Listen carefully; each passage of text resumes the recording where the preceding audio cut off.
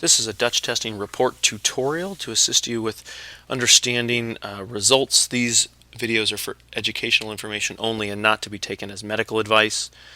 The results that we're showing here are probably very different than your own, but they're just on the screen to sort of help with the conversation. So these are not actual patient results that we're showing here. When we're looking at cortisol, the things that we want to look at most closely are the diurnal pattern of cortisol and the total of metabolized cortisol. So the free cortisol tells you what you have circulating throughout the day. So we're going to look at 4 different measurements, and then we're going to add them up. In this case, overall, they're pretty low. If they're pretty low, and especially if they're exceptionally low, in this case, that's likely, at least to some degree, influenced by what was registered on the requisition as taking some sort of glucocorticoid, so prednisone or some sort of glucocorticoid, and that will suppress often the cortisol production, and it's going to be a dose-dependent sort of thing, and it's going to depend on the type of glucocorticoid you use.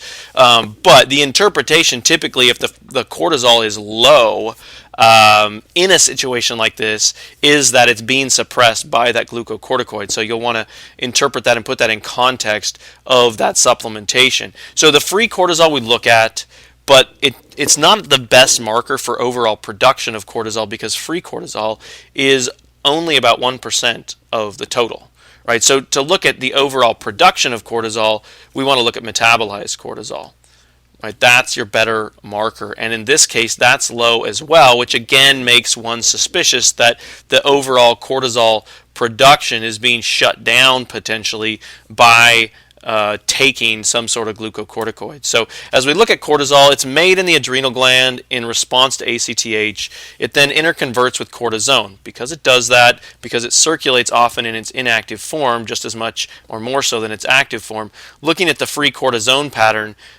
to make sure that it confirms that story that the cortisol is telling you is important. It's of secondary importance to cortisol, but you want to look at that. Okay, then the free cortisol and cortisone are going back and forth, mediated by an enzyme called 11-beta-HSD, and then it's all metabolized downstream to cortisol and cortisone metabolites. That's an irreversible reaction. So once it hits those metabolites, tetrahydrocortisol, tetrahydrocortisone, it's ready for excretion, and those are really your better marker for production, and again, those are low.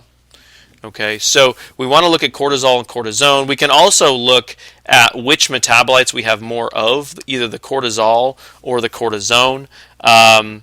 This patient's kind of low across the board. If it's very low across the board, usually this is not of a lot of importance, right? These values and these relationships and ratios are all determined as to what's normal based on fairly normal production of cortisol. If you have a suppression situation where glucocorticoids are suppressing cortisol, then that may not have as much relevance as it does in other situations. So typically when we're looking at cortisol, we want to look at free cortisol over time, the total of production, and then any metabolic preference that there might be. And again, in this particular case, we need to put that in proper context of the potential glucocorticoid supplementation. So I hope that's been helpful. If you have any questions from the patient perspective, please do see your healthcare provider for those, and we thank you for testing with us.